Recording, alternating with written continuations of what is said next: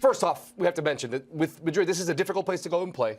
It wasn't a pretty performance by any means by Real Madrid, but again, they figure out a way to get the result away from home, and that's really all you have to look for if you're the manager. Yeah, they've won their last 4 La Liga matches versus Valencia with the scoreline 0-0 at half-time, and they found a way to win games. And I think that's the most important thing, making sure you get the job done. Not necessarily always the prettiest from Real Madrid this season. Certainly trying to figure out exactly what is the tactical approach here from Real Madrid this season. Obviously made changes on the sidelines, and a new boss comes in, has an idea to play an identity where he wants to be a little bit more aggressive, high pressing, similar to what you would recognise from Jurgen Klopp. But Real Madrid got the job done, and I think that's the most important thing. Once again, he relied on Kylian Mbappé to score a goal late on, which is always the case right now. When Kylian scores, they seem to win their games. But I think the goal from Carreras was so important for Real Madrid because it broke the duck, it broke the opportunity for them to believe that they can actually go and take 3 points. But I was very disappointed with Valencia, and the white handkerchiefs were flying at the end of that game because 0 shots on target from them at home against Real Madrid. It should have been better. I expected more aggression from them. That was nowhere near good enough. But Real Madrid just finding a way to just keep themselves involved right now, but for how long? We're going to talk about Carreras and Mbappe in just a second, but I want to talk about Arbeloa. Since he took over, it's been quite different, as you mentioned. What have we learned from this Real Madrid side? Because I still feel that we haven't seen the best version of them, but I also don't know if there is a better version. What are your thoughts? Yeah, listen, I'm trying to figure it out myself, and I don't think he knows exactly what the best tactical approach is for this Real Madrid side. He's rotating the players as much as he possibly can, understandably so, because they've got a lot of games to compete in. But I actually think he's playing a high-pressure style. He wants to win possession of the ball back very quickly. As you saw, 60-40 when it comes to possession in this game in particular. I thought that was very impressive. And he knew these games were always going to be very difficult for them. They enjoy possession of the ball, twice as many passes away from home against a Valencia side that are frustrating to go up against, but they created a ton of chances. But they don't necessarily go aggressive for goal. I want to see a little bit more pace, especially when you look at them down the wider areas. Where is that quality in pace? Where is that quality to get in behind? We're not seeing necessarily enough from midfield to be able to support Kylian Mbappé. Now, we'll talk about the starting 11 a little bit later on because I've got a few points to break down for you. But as far as the style goes, it's not pretty. It's just not. It's a high pressure, high intensity, 10 shots, 6 on target. I think what he's relying on more is efficiency. No giving up simple possessions of the ball.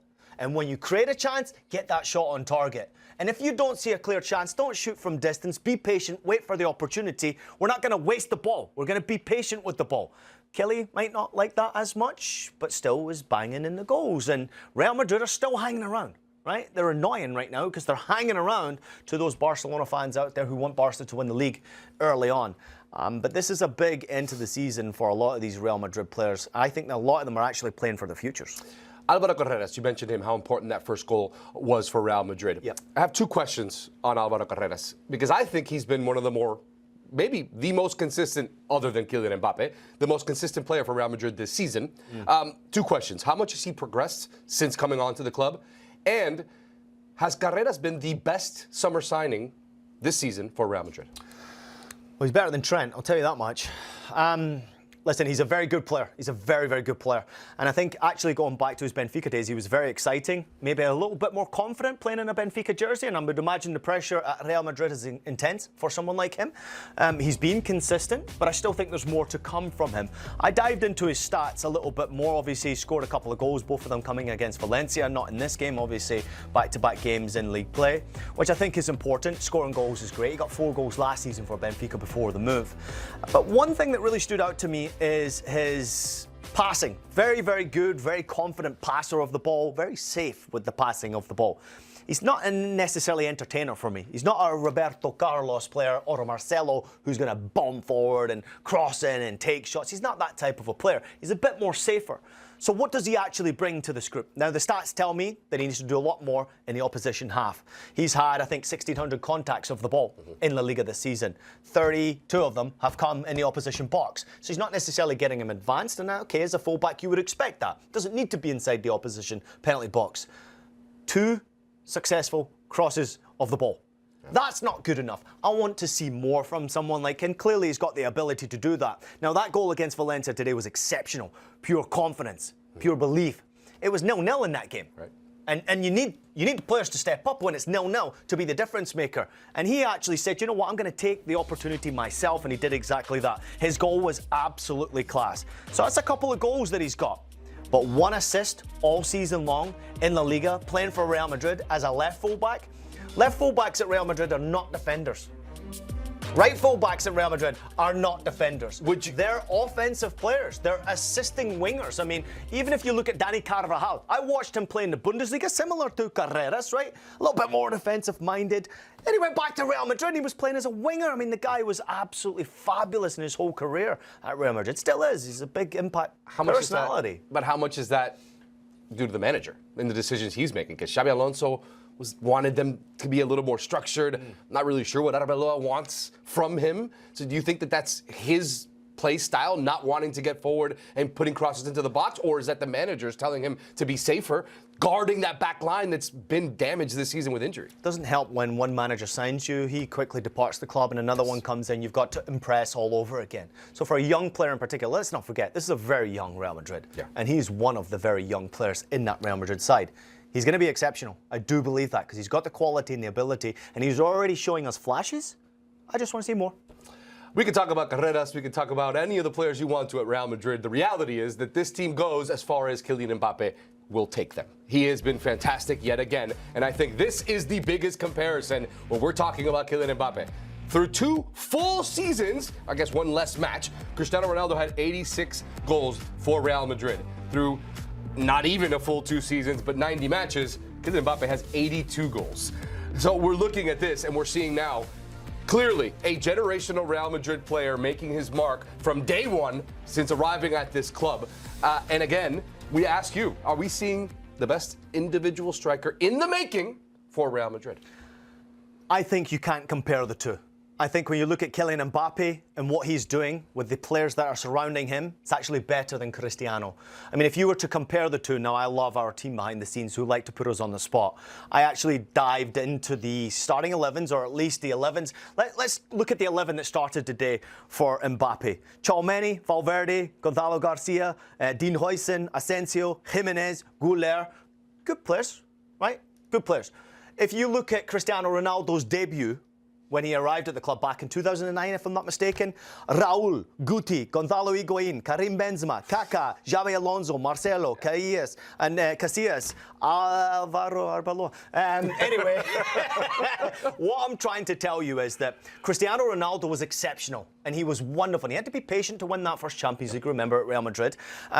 But he had an immense talent around him. Real Madrid were signing the biggest and the best superstars at the football club. Now, with Kylian Mbappé, he's probably the biggest star right now and maybe the best player in world football right now. And the players around him don't necessarily compare to what Cristiano had around him at the time he arrived at Real Madrid and for the majority of his career at Real Madrid. He had immense world-class players, big names at Real Madrid surrounding him, making him better, scoring goals. There was even that little bit of competitive spirit between him and Karim Benzema, who was going to score goals. It was phenomenal. But I think Kylian Mbappé, the goals that he's scoring, is truly unbelievable considering the players that are around him. Now, I know Vinicius Jr.'s there, and I understand he's a wonderfully talented player, and many people out there love Vinny Jr. I just don't think that you can compare the two squads. What Kylian Mbappé is working with, already with multiple managerial changes, and what Cristiano had to work with, it's incomparable. It's just unbelievable what Mbappe's doing. He is taking this whole club right now on his own shoulders and scoring goals for fun. The only thing is, he needs to start now winning something at Real Madrid to be celebrated like the legendary Cristiano Ronaldo was. After the match, Arbeloa said in his press conference, he says, "There are no adjectives left to describe Kylian. We thought we weren't going to see anything like Cristiano, but this one is on his way." It's a fantastic quote from Arbeloa. And I'll ask you this.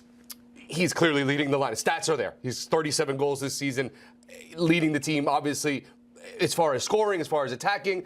But is it fair to ask him to do even more, to be the leader, to be the emotional leader in the dressing room as well when he's doing what he's doing on the pitch? I think that's what he wants. I mean, 38 goals this season from 31 matches played across all competitions is truly exceptional. In La Liga himself, he's doing really well. It's over a goal per game average. In the Champions League, it's over, I think it's almost 2 goals per game on average right now.